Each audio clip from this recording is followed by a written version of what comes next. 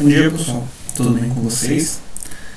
Então hoje, gente, nossa aula será sobre os fundamentos principais utilizados em genética e também vamos começar a falar sobre as leis da genética, começando com a primeira lei da genética, que é conhecida como lei do monohibridismo, tá?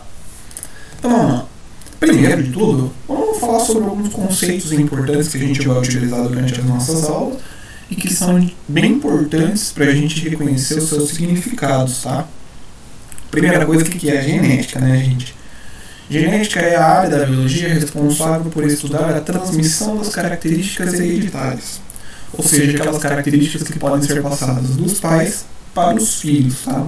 Então a genética é a área da biologia responsável por estudar como ocorre essa transmissão, como ocorre a determinação dessas características, como que elas se manifestam, entre outras várias variáveis dentro dessa área da transmissão de características hereditárias.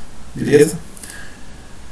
Aí na sequência, a gente vai utilizar também bastante a palavra gene. O que seria um gene, tá, gente? Gene nada mais é do que um segmento de DNA que é responsável pela codificação, ou seja, por conter as informações de como serão produzidas uma ou várias proteínas no nosso organismo, tá? Então vamos pegar como exemplo aqui, olha, esse cromossomo. Esse cromossomo aqui, percebam que ele é formado por dois lados, a gente já estudou isso aqui. O meio dele, que é chamado de centrômero, esse lado daqui, ó, é chamado de cromátide, e esse outro lado também é uma outra cromátide, né? Como essas duas cromátides fazem parte do mesmo cromossomo, elas são cromátides irmãs. Isso significa que os genes presentes nessa cromátide são os mesmos genes presentes nessa cromátide, porque esse cromossomo foi duplicado lá durante a fase S da intérfase, tá? Esse cromossomo é formado por um segmento muito grande de molécula de DNA, ou seja, a molécula de DNA que forma esse cromossomo, ela é gigantesca. E em certos pedaços, em certas regiões dessas moléculas de DNA, a gente tem as partes, as informações responsáveis de como produzir uma proteína. É uma sequência de vários nucleotídeos, uma sequência de 4 letrinhas que a gente dá para representar cada nucleotídeo. E essa sequência ela vai ter a informação de como uma proteína deve ser formada no nosso organismo, tá? O corpo humano ele é constituído por cerca de 28 mil genes. Esses 28 mil genes coordenam a formação de mais de 96 mil proteínas. E essas 96 mil proteínas são as que são responsáveis por formar o nosso organismo, por dar todas as características do nosso corpo, tá? Então o gene é uma porçãozinha do DNA, uma porçãozinha de DNA que contém as informações de como será feita uma proteína. Vale a gente lembrar aqui que toda proteína é feita da seguinte maneira. Então o gene ele é lido, ele é transcrito e transformado em uma molécula de RNA mensageiro. Essa molécula de RNA mensageiro sai do núcleo da célula, vai passar por um processamento. Aí esse processamento vai transformar essa molécula de RNA mensageiro que ainda está crua, que é chamada de pré-RNA, em um RNA mensageiro de verdade, que contém informação de como a proteína vai ser feita. E aí esse RNA mensageiro vai ser lido no ribossomo, e a partir da leitura do RNA mensageiro, o ribossomo vai produzir a proteína. Tá? Mas esse é conteúdo mais pra frente, quando a gente vai falando aí de expressão gênica. Tá? Terceiro conceito ali é o conceito de genes alelos. Genes alelos, gente, são formas alternativas de um mesmo gene, que são encontrados em cromossomos homólogos, tá? Então aqui a gente tem exemplo de 2 cromossomos homólogos, tá? Esses 2 cromossomos homólogos, para toda espécie que é dioica, ou seja, para toda espécie que apresenta os cromossomos sempre impares no seu material genético, a gente sempre recebe um cromossomo desse par do nosso pai e o outro cromossomo desse par a gente recebe da nossa mãe, tá? Vamos supor que nessa posição aqui, ó, desse cromossomo eu tenho um certo gene que vai produzir a proteína A, tá? No outro cromossomo homólogo, na mesma posição, eu também terei o mesmo gene para produzir o mesmo tipo de proteína A. não necessariamente eles serão iguais, tá? Às vezes a proteína produzida aqui é diferente da proteína produzida aqui, mas a característica que essa proteína vai controlar, a característica que ela vai determinar é a mesma, tá? Então, como a gente tem duas formas de um mesmo gene para controlar a mesma característica, a gente dá o nome para isso de genes alelos. Esses dois genes são alelos porque eles coordenam a formação da mesma característica, tá? Quarto conceito aí é o conceito de locus. Locus gênico, gente, nada mais é do que o local do cromossomo ocupado por um determinado gene. Suponha aqui, ó, que cada risquinho desse daqui, ó, fosse um locus. E em cada locus eu tenho um gene diferente responsável pela coordenação de uma característica diferente. Então vamos supor, ó, esse locus aqui, ó. Esse locus vai controlar a característica X. O outro locus aqui, eu vou ter outro gene que controla uma outra característica, tá? Um cromossomo ele é formado por vários genes, gente. Imagina lá que eu falei no início que a gente tem mais de 28 mil genes e a gente só tem 23 pares de cromossomos. Então, consequentemente, cada cromossomo tem que ter muitos genes na sua composição, tá? Cromossomo é uma estrutura de material genético composta principalmente por DNA associado a proteínas. Então, o DNA associado a algumas proteínas ele se enrola durante a divisão celular e assume esse formato de X aqui, que é o que a gente chama de cromossomo, tá? E aí a gente tem dois tipos de cromossomos. Os cromossomos homólogos, como eu falei para vocês, são os cromossomos que a gente recebe lá, os cromossomos que coordenam as mesmas características, que contêm genes que vão coordenar as mesmas características, tá? Um dos cromossomos homólogos a gente recebe do nosso pai e o outro a gente recebe da nossa mãe. E aí a gente tem a definição de o que são cromossomos autossômicos e sexuais, tá? Cromossomos autossômicos, vamos pegar como exemplo a espécie humana, gente. A gente tem aqui, ó, todos esses cromossomos aqui, ó, um par aqui, outro par de cromossomos homólogos aqui. Ó, aqui, ó, esses dois cromossomos, eles são homólogos, que eles controlam as mesmas características, contêm os genes para determinar as mesmas características. Esses dois cromossomos também são homólogos, tá? Eles também são responsáveis por coordenar as mesmas características. Porém, esse cromossomo aqui não é homólogo desse, porque eles não têm os mesmos genes, eles não coordenam as mesmas características. Então, esses dois cromossomos aqui não são homólogos, mas esses dois são e esses dois também. Aí, o nosso material genético ele está dividido em 23 pares de cromossomos homólogos. Desses 23 pares, 22 desses 23, ou seja, todos esses aqui, ó, eles são chamados de cromossomos autossômicos. Autossômicos porque eles contêm genes responsáveis por determinar características que são comuns a ambos os sexos, ou seja, características que tem tanto no homem quanto na mulher, como por exemplo a cor do olho, a cor do cabelo, a forma do nariz, a forma da orelha, a estatura, enfim, as diversas características do nosso organismo. Esse parzinho final aqui, ó, são chamados de cromossomos sexuais. Os cromossomos sexuais eles contêm principalmente genes que determinam características sexuais. Não só essas, tem outras características que também podem ser características de ambos os sexos. Mas, principalmente, os cromossomos sexuais apresentam genes que coordenam as características sexuais, tá? No caso da mulher, os dois cromossomos sexuais são iguais, e no caso dos homens, os dois cromossomos sexuais são diferentes, tá? Isso é importante, porque à medida que a gente estiver estudando as heranças genéticas, a gente vai ver que as heranças autossômicas, as heranças que estão presentes em genes autossômicos, elas são transmitidas de maneiras diferentes aos filhos do que as heranças presentes nos cromossomos sexuais. Beleza? Continuando ali nossos termos. Genótipo. O que é genótipo, gente?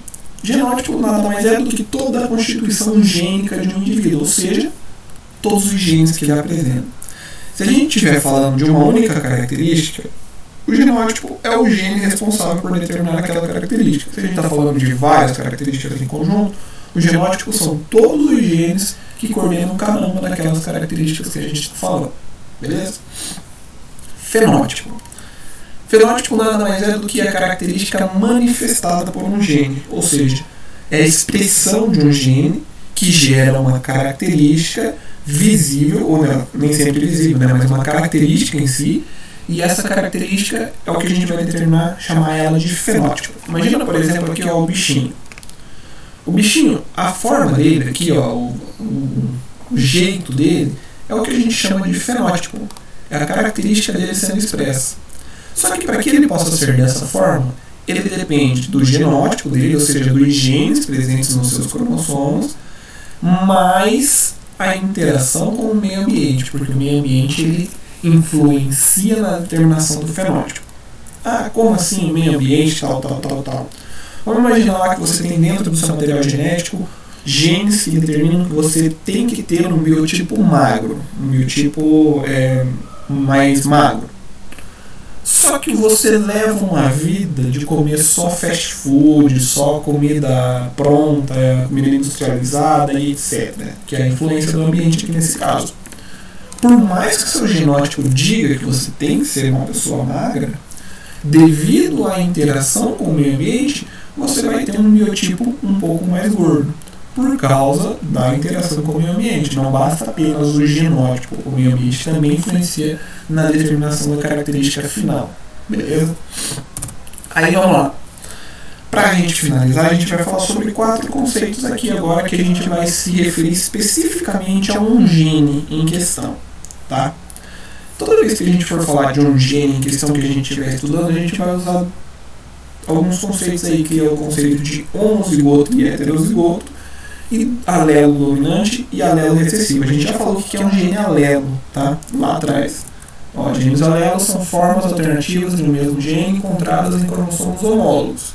Então aqui, ó, a gente pode ter várias formas alternativas de um mesmo gene, como por exemplo está aqui, ó. Perceba aqui, ó, aqui é um cromossomo, aqui é outro cromossomo. Ele não está representado na forma de um X, mas é um cromossomo, tá? Nesse locus aqui, eu tenho o gene A, que coordena uma certa característica X. Então, nesse cromossomo aqui, o gene A é de um tipo. No outro cromossomo, que é o homólogo a ele, o gene A está da mesma forma. A gente sempre usa letrinhas para representar a forma dos genes, tá? Então, aqui, ó, esse gene é igual a esse gene aqui. Então, eu vou dizer que esse indivíduo ele é homozigoto. Homozigoto por quê? Porque os dois genes presentes nos cromossomos homólogos são exatamente iguais. Os alelos presentes nos cromossomos homólogos são exatamente iguais. Tá? A mesma coisa acontece para esse indivíduo aqui. Ó. Nós temos o cromossomo dele, o locus do gene A, e aqui o gene A está de outra forma do que aqui. Ele está na forma de Azinho. Então vai ser responsável por gerar um fenótipo diferente do que esse gene geraria. Mas o outro cromossomo homólogo a ele também tem o mesmo alelo, o mesmo Azinho. Então esse indivíduo ele também é chamado de homozigoto. Tá? E aqui, ó, percebam que nesse indivíduo aqui, a gente tem 2 alelos diferentes nos cromossomos homólogos. Em um deles está de um tipo e no outro está de outro tipo diferente. A gente vai chamar esse indivíduo aqui de heterozigoto. Heterozigoto porque ele possui cópias diferentes do mesmo alelo. Aliás, do mesmo gene, desculpe. Ou seja, ele tem alelos diferentes, tá? E aí, quando 2 alelos eles estão em interação entre si, a gente vai utilizar um termo para representar eles, que é o alelo dominante ou alelo recessivo. O alelo dominante é aquele que é capaz de expressar sua característica mesmo em heterozigose. Então aqui, ó, por exemplo, vamos supor aqui, como são 2 alelos iguais, a característica seria a do gene azão, independentemente de qualquer outra coisa, porque os 2 alelos nos cromossomos homólogos são iguais. Aqui a característica determinada do indivíduo seria a característica dada pelo alelo azinho, porque são 2 alelos iguais para o indivíduo, então ele só pode ter a característica do alelo azinho. E nesse caso aqui ele tem os 2 alelos aqui, o azão e o azinho. Ele vai ter metade da característica determinada pelo alelo azão e metade pelo alelo azinho? Pode acontecer isso sim, mas na maioria dos casos, um só vai se expressar. Esse que vai se expressar mantendo o outro inativo ele é chamado de alelo dominante, porque ele é capaz de manifestar a sua característica mesmo que ele esteja na presença de outro alelo diferente dele. Tá? Ele é mais forte, digamos assim, por isso o nome dominante. Já o alelo recessivo é aquele que só vai conseguir manifestar a característica dele quando ele tiver com outro alelo semelhante a ele, com outro alelo igual a ele. Ou seja, quando ele estiver em homozigose. Se ele estiver em heterozigose, ele acaba sendo mascarado e não manifesta a sua característica, mas ele continua presente dentro do DNA daquele indivíduo. Aí agora a gente vai falar sobre a primeira lei da genética, ou a lei do monohibridismo, tá, gente? Pessoal, aqui tem todo um histórico de como se chegou à transmissão das características hereditárias, todo o estudo feito por Mendel, todo o caminho metodológico feito por Mendel até ele chegar às conclusões que levaram a gente a entender um pouquinho melhor a transmissão das características dentro da genética, tá? Só que eu não vou fazer toda essa parte histórica, eu vou deixar para vocês, depois vocês pegam lá a apostila de vocês, podem dar uma olhada lá e ver como foi feito todo esse caminho, todo esse delineamento de Mendel até ele chegar às conclusões que a gente vai trabalhar aqui na nossa aula de hoje, tá? Vamos direto para o que interessa. O que a lei do monohibridismo diz? Todas as características são condicionadas por pares de genes alelos que se separam na formação dos gametas. Vamos pegar aqui, por exemplo, a formação de uma determinada característica em um indivíduo, uma característica qualquer. Lá dentro das suas células, e isso ocorre em todas as células do corpo desse indivíduo, inclusive nas células sexuais, nas células que vão dar origem aos gametas, ele tem os cromossomos homólogos, um recebido do pai e o outro recebido da mãe. Nesse cromossomo ele tem um locus qualquer para um determinado gene. Esse gene eu vou chamar ele de gene T. E esse indivíduo ele tem duas cópias do gene T, porque ele tem dois cromossomos homólogos. Tá? Em um dos cromossomos, o alelo do T é o alelo dominante, é o alelo Tsão. A gente sempre usa a letra maiúscula para representar o alelo dominante e minúscula para representar o alelo recessivo. Tá? No outro cromossomo homólogo, ele tem a forma recessiva do alelo T. Tá? Quando ele for formar os seus espermatozoides, quando ele for formar os seus ovócitos ou os seus gametas de um modo geral, durante a meiose, a gente já estudou isso, ocorre a separação dos cromossomos homólogos. Lá na primeira fase, na primeira etapa da meiose, chamada de meiose 1, tá? Que é a meiose reducional. Lá ocorre a separação dos cromossomos homólogos. E cada célula filha vai receber apenas uma cópia do cromossomo homólogo. Ou seja, aqui vai ter um cromossomo e aqui outro cromossomo do par homólogo. Eles se separaram durante a meiose. Tá? Significa que ele vai formar um gameta com um alelo e um outro gameta diferente contendo o outro alelo. Aí, na hora que ele for ter filhos, pode ocorrer a formação, a fecundação a partir desse gameta, e aí o filho vai apresentar esse alelo aqui no material genético dele, mais o outro alelo que veio da mãe. Ou então ele pode apresentar esse alelo aqui no material genético dele, mais o outro alelo que veio da mãe dele. Tá? Então isso que quer dizer a primeira lei da genética, conhecida como lei do monohibridismo. Toda característica é controlada por um par de genes alelos, e esse par de genes alelos se separa durante a formação dos gametas, podendo ser passados para os filhos na mesma proporção. Tá? Então olha aqui, vamos pegar e fazer um resuminho mais ou menos do que foi estudado lá por Mendel. Ele não usou algumas características lá que vocês vão ver, como ele estudou isso em plantas de ervilha. Ele analisou 8 características dentro dessas plantas para que ele pudesse chegar a essas conclusões. Vamos pegar o exemplo de uma das características que ele usou, que era a cor da flor dessas plantas. Então, lá nos estudos dele, ele cruzava plantas que ele chamava de uma linhagem pura, por isso ele chamava aqui de geração parental. Por isso, P aqui, ó, de geração parental. Plantas puras. O que eram as plantas puras? Se ele pegasse essa flor e cruzasse com outra flor igual a ela, só geravam flores roxas. Se ele pegasse essa flor aqui e cruzasse com outra flor também com coloração semelhante a ela, com fenótipo semelhante a ela, só geravam filhotes que geravam também flores brancas. Aí ele resolveu cruzar essas duas plantas aqui, uma roxa com uma branca. E ele obteve aqui que 100% dos filhos da geração F1 eram formadas também por plantas roxas. Aí, em um determinado dia, ele resolveu cruzar essa flor aqui da geração F1 com outra planta também da geração F1.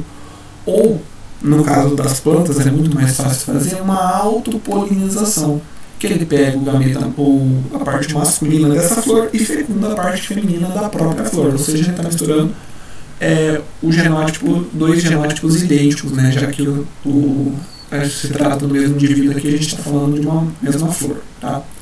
Quando ele autopolinizou essas plantas da geração F1, ele obteve uma segunda geração chamada de geração F2. E nessa geração F2, ele tinha lá indivíduos que formavam flores roxas, mas também tinha indivíduos que formavam flores brancas. Sempre numa proporção de 3:1. A cada 3 indivíduos, se ele fizesse lá vários cruzamentos, várias autopolinizações, e obtivesse 1000 indivíduos, a proporção de formação de roxos e brancos seria próximo de 3:1. Ou seja, lá no caso dos 1000 indivíduos, 750 flores roxas, 250 flores brancas. Tá? Por que isso acontece? Esse indivíduo ele vai ter que receber um dos seus genes do pai e outro dos seus genes alelos da mãe, na formação da sua característica, que no caso, cor da flor. O pai dele, vamos supor que seja esse aqui, só tem alelo dominante. A mãe só tem alelo recessivo. Na hora dele receber, ele recebe um alelo dominante do pai e um alelo recessivo do filho. E aí, portanto, como ele tem um alelo dominante, é ele quem produz a sua característica, portanto a flor dele vai ser roxa, mesmo ele tendo o alelo para a cor de flor branca. Tá? Quando esse indivíduo ele foi autopolinizado, ou seja, ele foi cruzado com outro com o mesmo genótipo dele, ou no caso com ele mesmo, esses dois alelos eles se separam durante a meiose, formando gametas diferentes. Então ele podia formar um gameta com alelo dominante ou um gameta com alelo recessivo. E a parte feminina dessa flor também poderia formar um gameta com alelo dominante e um gameta com alelo recessivo. A união desses gametas ela ocorre extremamente ao acaso, não tem nenhum fator que determine tal gameta tem que se juntar com tal gameta. É extremamente ao acaso. Por isso a gente está aqui, podem ocorrer diversas possibilidades na formação desses novos indivíduos, da união desses dois gametas. Se junta esse gameta aqui com esse gameta aqui, o indivíduo novo a ser formado vai ter esse genótipo, um genótipo homozigoto dominante. Se juntar esse gameta com esse gameta, o indivíduo vai ter esse genótipo, um genótipo heterozigoto. Esse com esse, novamente genótipo heterozigoto. Ou então esse com esse, aí o indivíduo vai apresentar genótipo homozigoto recessivo. Nesses 3 casos aqui, o indivíduo vai apresentar cor de flor roxa, porque ele tem um alelo dominante na constituição genotípica dele. Já aqui, nesse caso, o indivíduo vai apresentar flor branca, porque ele não tem alelos dominantes, só alelos recessivos. Tá? Basicamente, a transmissão de características que são regidas pela lei da genética conhecida como monohibridismo, ela ocorre exatamente dessa forma. Tá? Sempre quando a gente cruza um indivíduo que é heterozigoto com outro indivíduo que também é heterozigoto, a proporção de formação de características nos indivíduos é sempre 3 indivíduos com característica dominante para um indivíduo com característica recessiva. Tá? Vamos falar agora então um pouquinho de probabilidade aplicada à genética. A gente vai usar muito o conceito de probabilidade. Pessoal, não vou entrar muito aí nos detalhes de probabilidade. Quem vai ser responsável por falar isso com você é a professora de matemática, mas eu vou falar só da parte importante para a gente conhecer sobre genética. Tá? Então, o que é a probabilidade, primeiro de tudo? A probabilidade ela serve para a gente poder estimar resultados de um determinado evento que ocorrem aleatoriamente. Ou seja, as chances que um determinado evento aleatório tem de ocorrer em um total de eventos possíveis. Certo? Vamos pegar aqui como exemplo essa imagem aqui. O cara está lançando vários dados aqui. Mas vamos imaginar um dado só. Se eu lançar um único dado que não seja viciado, ou seja, um dado que não esteja programado para cair só no mesmo número, tá? Qual a probabilidade desse dado cair com o número 3 voltado para cima? Tá?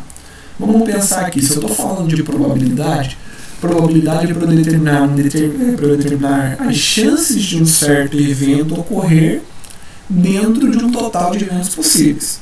Qual que é a chance de cair o número 3? Ou seja, quantos número 3 tem no dado? O número 3 do dado só tem um, tá? Só tem um dos lados do dado que tem o número 3. Mas o dado tem 6 lados. Ele tem 6 números gravados nele. Então eu tenho um evento desejado, que é o número 3, e 6 possibilidades, que são os 6 números presentes no dado. Para determinar a probabilidade de cair o número 3, é só eu fazer uma fração. Eventos desejados sobre o número de eventos possíveis. Eventos desejados, que é o número 3, eu só tenho uma chance. Eventos possíveis, que é o número 6, eu tenho 6 chances. Então a probabilidade de cair um dado com o número 3 voltado para cima é de 1/6, ou 1 sobre 6. Tá? Agora uma outra situação. Vamos pensar assim. Se nós lançássemos 2 dados viciados. Ali está um, gente, mas esquece. São 2 dados não viciados. Qual seria a probabilidade de cair o número 3 ou o número 5 com a face voltada para cima? Tá? Então aqui a gente está lançando 2 eventos aqui. No caso, o número 3 ou o número 5. É um dado mesmo, tá, gente? Não são 2, desculpa. Então eu vou lançar um dado só e eu quero saber qual que é a chance de cair o número 3 ou o número 5 voltado para cima. Novamente, vamos lá. Qual que é a chance de sair o número 3? É 1, num total de 6 que tem o nosso dado. Então a chance de sair o número 3 é 1/6. A chance de cair o número 5 é também 1/6, porque tem um número 5 só no dado, num total de 6 possíveis. Mas eu quero que saia o número 3 ou o número 5, tá? Nesse caso, eu vou somar as duas probabilidades. Somar as duas probabilidades, tanto de cair o número 3 quanto de cair o número 5. Somando 1/6 mais 1/6, a gente tem que dar 2/6 e fazendo uma redução dessa fração, a probabilidade de cair o número 3 ou o número 5 é 1/3. Gente, essa regra do ou na probabilidade ela vai ser muito importante para a gente dentro da genética, tá? Quando a gente tiver que calcular a probabilidade de 2 eventos que não são excludentes um do outro, pode cair tanto o número 3 quanto o número 5, tá? Não precisa ser necessariamente na ordem 3 e 5 primeiro, ou 5 e 3 depois, pode ser em qualquer ordem, são eventos excludentes. A regra do ou diz que a gente tem que somar as probabilidades de ocorrer em cada evento em separado. Ou seja, eu vou somar a probabilidade de cair o número 3 com a probabilidade de cair o número 5 e eu vou chegar ao resultado da probabilidade de cair 3 ou 5. Presta sempre atenção aqui, ó, gente. Toda vez que tiver ou seja, 2 probabilidades excludentes, eu vou sempre somar as probabilidades de cada evento separado, tá? E a regra do e? Agora imagina que a gente vai fazer o mesmo exemplo anterior. Se lançarmos 2 dados não viciados e simultaneamente ao mesmo tempo, qual a probabilidade de cair o número 3 e o número 5 com a face para cima? Agora, gente, a gente não está falando 3 ou 5. Eu quero que caia exatamente nessa ordem que eu estou falando. 3 e 5 para cima. Tá? Então aqui, ó, no primeiro dado eu tenho 6 números, 6 eventos possíveis. No segundo dado eu também tenho 6 números, 6 eventos possíveis. No primeiro dado eu quero que caia uma probabilidade só, que é o número 3. No segundo dado também eu quero que caia uma probabilidade só, que é o número 5.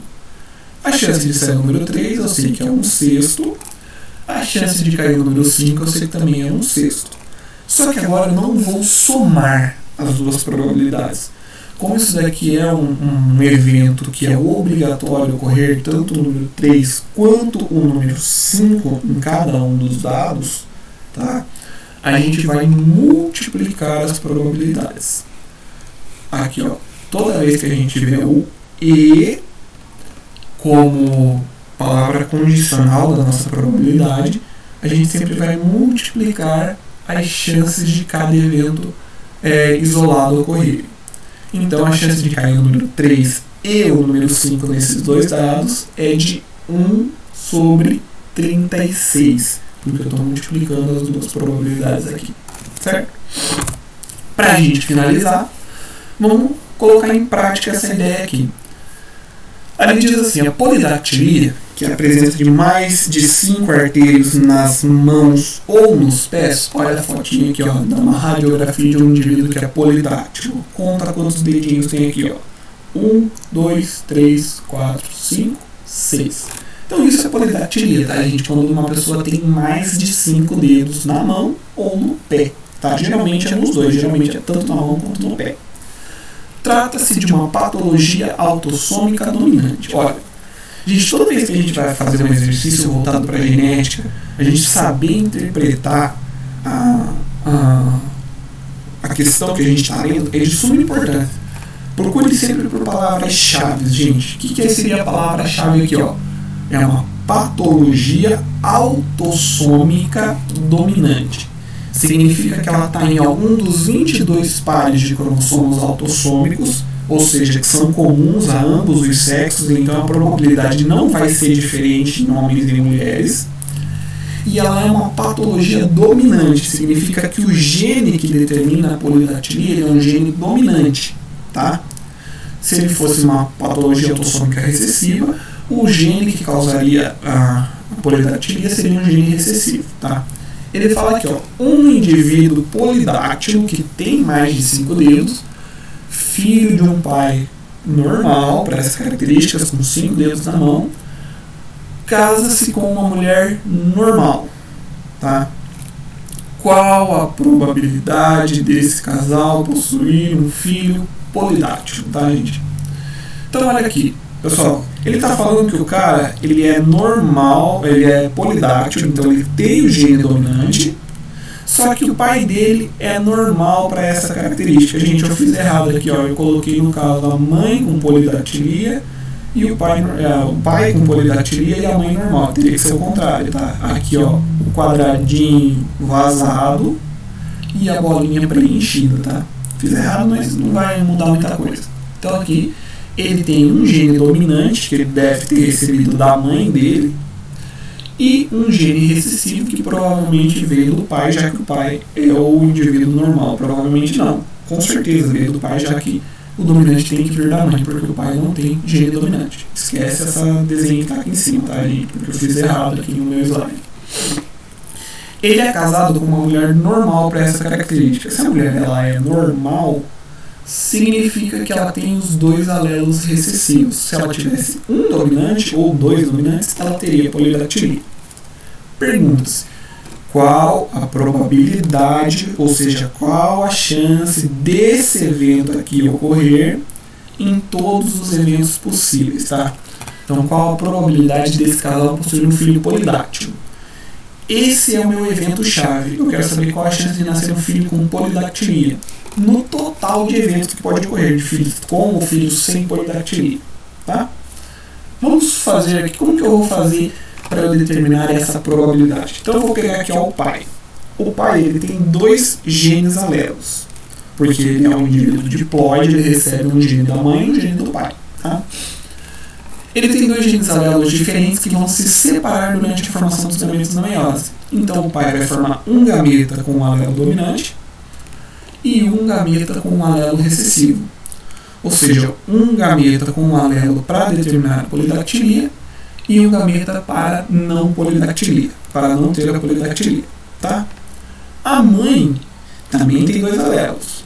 Esses 2 alelos são iguais. Os 2 são recessivos e são responsáveis por determinar a característica do indivíduo não ter polidactilia. Esses 2 alelos também vão se separar durante a meiose, e a mãe vai formar 2 gametas, esses dois gametas vão ser iguais, eles vão conter o mesmo alelo para essa característica aqui. Quando for unir o espermatozoide do pai com o ovócito da mãe, a união ela é aleatória, tá? Ela ocorre ao acaso, tá, gente? Como ela ocorre ao acaso, significa que esse pode se juntar com esse pode se juntar com esse pode se juntar com esse pode se juntar com esse. Aqui, gente, eu também cometi um erro aqui na hora de montar o slide. Já vamos comentar esse erro. Se unir esse gameta com esse gameta, vai nascer um indivíduo heterozigoto, com um alelo dominante e um alelo recessivo. Se juntar esse gameta aqui com esse outro gameta da mãe, também indivíduo heterozigoto, um dominante e um recessivo. Se juntar esse gameta com esse gameta aqui, indivíduo homozigoto recessivo, dois alelos recessivos. E esse indivíduo com esse indivíduo aqui, dois alelos recessivos, também indivíduo homozigoto recessivo. Lá no começo falava que a polidactilia ela é uma característica autossômica dominante. Significa que o indivíduo tem que ter pelo menos um alelo dominante para ser polidáctilo. Então aqui, ó, tem alelo dominante? Tem. Então o indivíduo é polidáctilo. Nesse caso aqui, ó, tem alelo dominante? Também. Então o indivíduo também é polidáctilo. Nesse caso aqui, ó, tem alelo dominante? Não. Então o indivíduo não é polidáctilo. E nesse indivíduo aqui, nesse caso aqui, também não tem alelo dominante. O indivíduo também não é polidáctilo. Então a chance para que esse indivíduo seja polidáctilo é 2 chances prováveis num total de 4 chances, ou seja, aqui é 2/4 e não 3/4 como eu coloquei aqui. Se a gente reduzir essa fração 2/4 vai dar 1/2, 1/2 corresponde a 50%. Então a chance desse casal aqui, ó, ter um filho com polidactilia é 2/4 ou 50%, tá? Eu fiz errado aqui, gente, eu coloquei errado como se os dois indivíduos fossem heterozigotos. Eu fiz o círculo aqui e depois o resultado aqui embaixo. Mas um é heterozigoto e o outro é um homozigoto recessivo. Então a chance do filho desse casal aqui nascer com polidactilia é de 2/4 ou de 50%, tá? Basicamente é isso que nós vamos ver na nossa aula de hoje. Bastante coisa, bastante informação, mas é bem fácil, tá, gente? É só praticar que vocês vão conseguir tirar isso aqui de letra. Beleza, pessoal? Ficamos assim, então. Até a nossa próxima aula. Tchau, tchau.